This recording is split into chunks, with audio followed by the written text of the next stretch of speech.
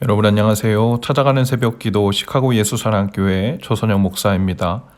오늘도 변함없는 주님의 은혜와 평강이 저와 여러분의 삶의 종일 풍성하기를 기도합니다. 오늘 말씀은 누가복음 8장 40절에서 48절까지 말씀입니다. 제가 읽어드리지요. 예수께서 돌아오시니 무리가 그를 환영하였다. 그들은 모두 예수를 기다리고 있었던 것이다. 그때 야이로라는 사람이 왔다. 이 사람은 회당장이었다. 그가 예수의 발 앞에 엎드려서 자기 집으로 가시자고 간청하였다. 그에게 12살쯤 된 외동딸이 있는데 그 딸이 죽어가고 있었기 때문이다. 예수께서 야이로의 집으로 가시는데 무리가 예수를 밀어댔다. 무리 가운데 12해 동안 혈루증으로 앓는 여자가 있었는데 의사에게 재산을 모두 다 탕진했지만 아무도 이 여자를 고쳐주지 못하였다. 이 여자가 뒤에서 다가와서는 예수의 옷술에 손을 대니 곧 출혈이 그쳤다. 예수께서 물으셨다. 내게 손을 댄 사람이 누구냐?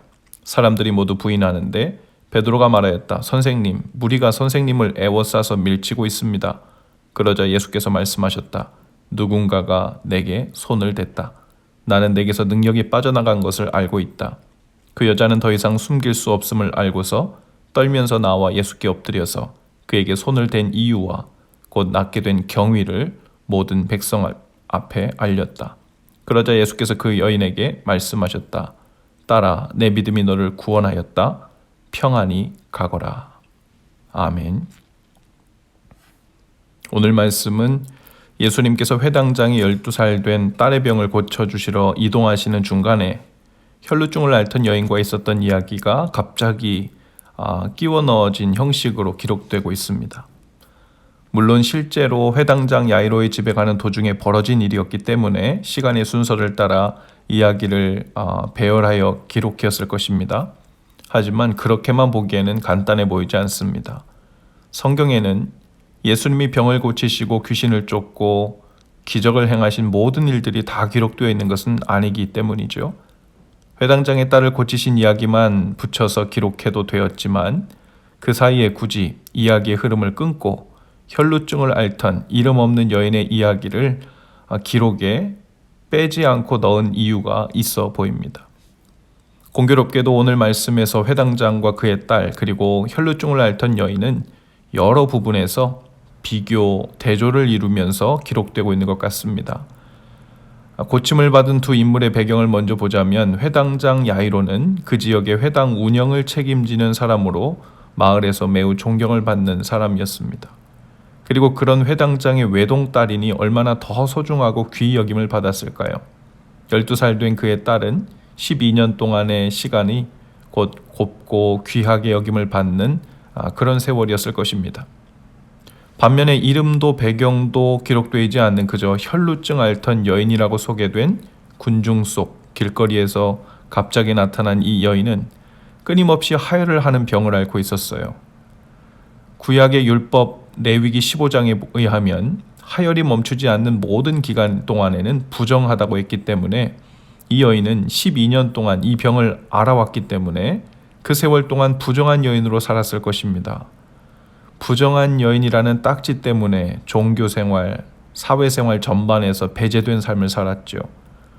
공교롭게도 회당장의 딸의 나이와 같은 시간 동안 이 여인은 사람들과 사회로부터 격리되고 또 부정된 여인으로 비천하고 고통스러운 삶을 살아왔겠지요.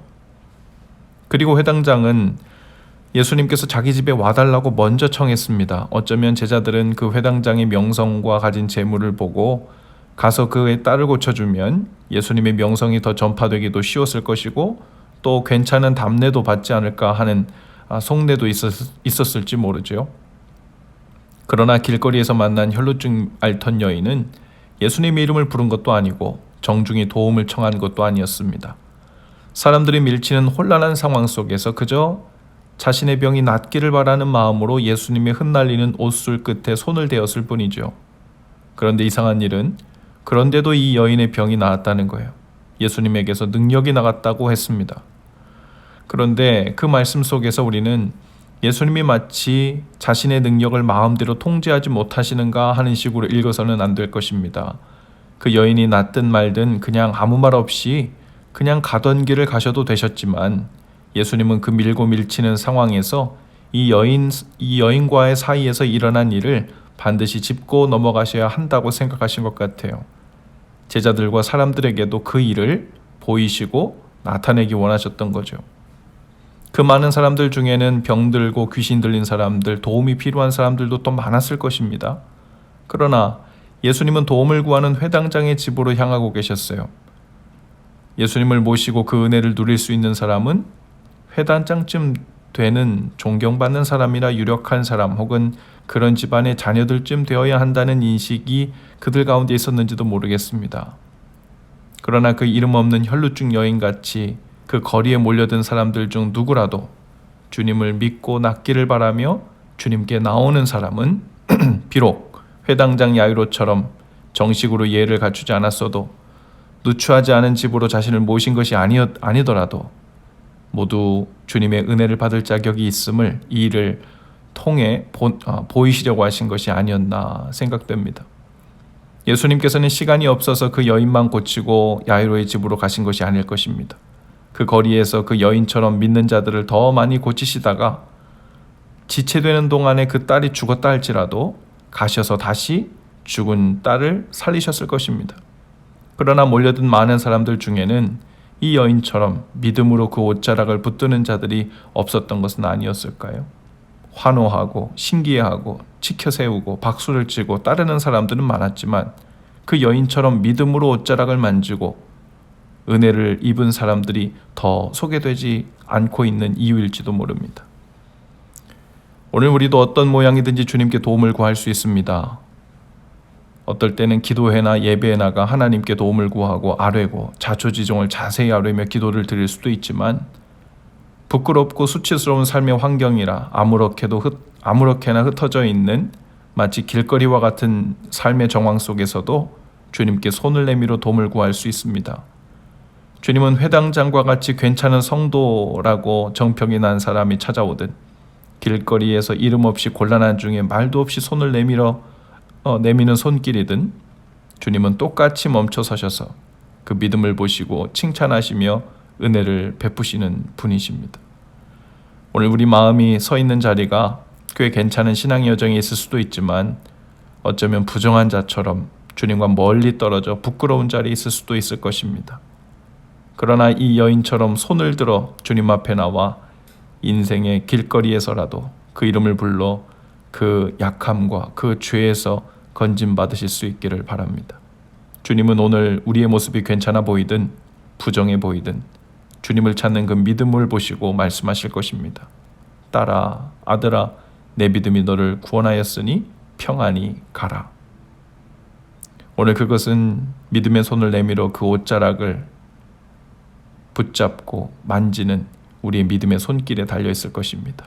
오늘 그 은혜를 누리시는 날 되실 수 있기를 주님의 이름으로 축복합니다. 기도합시다.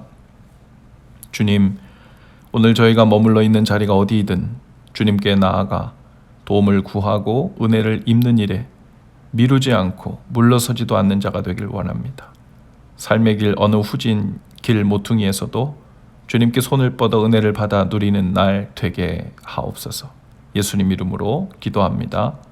아멘. 여러분 오늘도 예수 사랑으로 화이팅입니다. 내일 아침에 다시 찾아뵙지요.